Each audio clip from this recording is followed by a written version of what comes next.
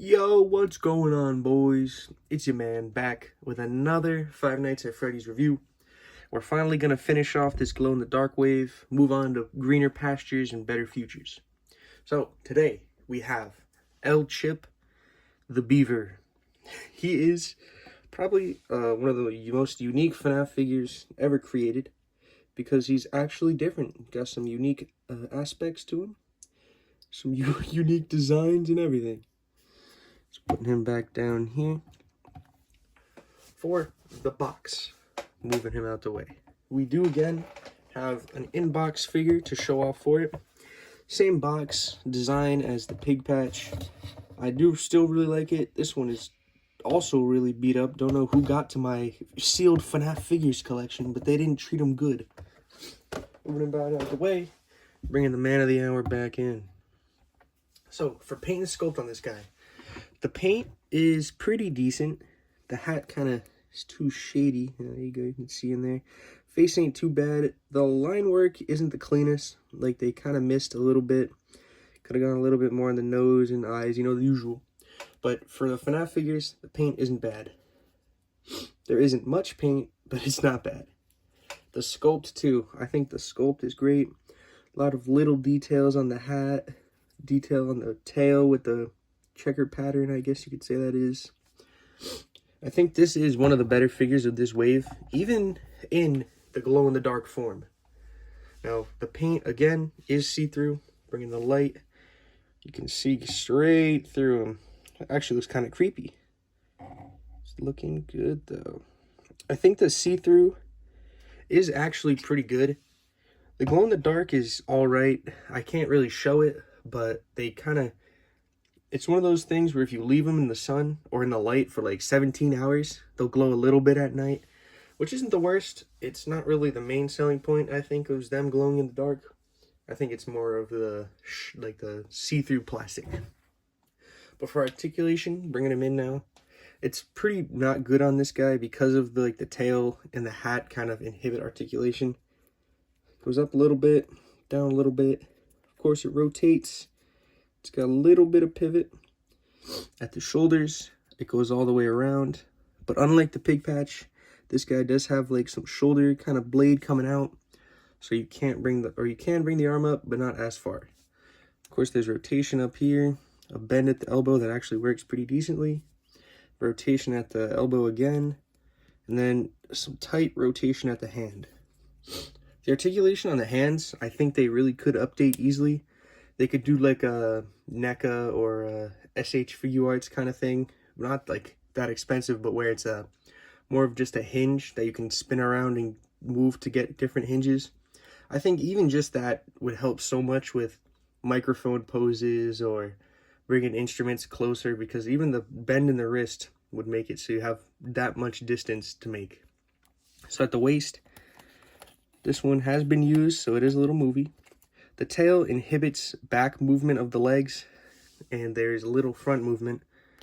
Comes out a little bit. It can go back as far as it'll hit against the tail, and the tail is a stiff, hard plastic, so it will not move. There is a rotation at the knee, a bend that you really can't get much use out of because the tail is in the way. Then there's no foot articulation like usual. The tail, though, I think it is nicely put in. There shouldn't be a worry that you have to worry about it coming off, because they did kind of stick a fat piece of the tail in to secure it to the figure. Now, accessories on this guy, he comes with, let me move him out of the way actually. He comes with this instrument. I'm not sure what it's called, and I don't remember because the last time I knew it was when these figures came out. It is pretty much exactly the same as the original.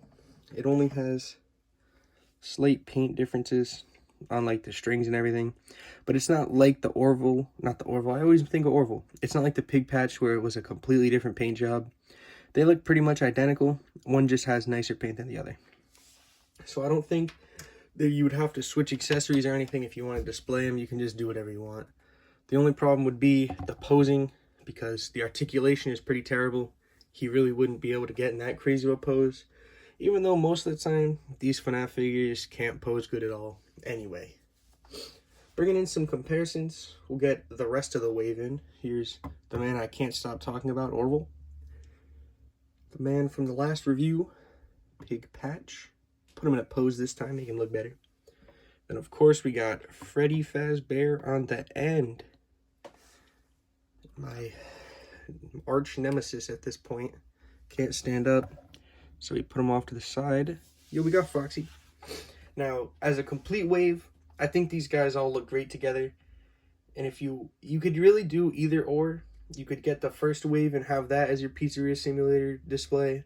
Or you could get this wave and do it. It really is interchangeable. It just depends on your preference, whatever one you want, the see-through or the normal.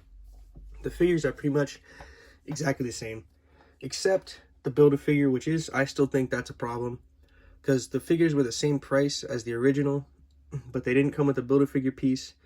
And I don't think it would have been that hard to do the same thing they did with this to Scrap Baby, where you could have just made the parts see-through, and you would have had a clear Scrap Baby to go with the whole clear wave. I think that would have been a good idea, but you know, these figures came out too long ago to change anything now. So get them out of the way for some other comparisons. Let's get out of here, Foxy. I ain't even about to stand you up. Get out of here. So we have the original L chip right here. This figure is dirty and disgusting. Hopefully the camera doesn't see that. But you can see the difference on the camera. It just kind of looks like one is darker than the other. But be assured, this one is the clear one. So I don't think it would really matter which one of these you get. The changes isn't too big. They're pretty much the same exact figure, just clear and one's not. So whatever one you could either find or you would want more. I'm not sure if these figures have gone up much in price since their release. I don't think so. You should still be able to get them for around $10, $20, which isn't too bad. They're kind of worth it for that money, but it just depends which one you want to get. So now moving this guy out the way, do another couple of comparisons with him. Here we got Marvel Legends Ghost Rider. He was just on the shelf. And we'll do the game Jason.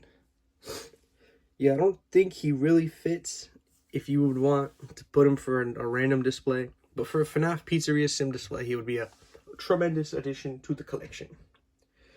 Now moving this guy out the way, we'll fling him off to the side with Foxy. But that'll be it.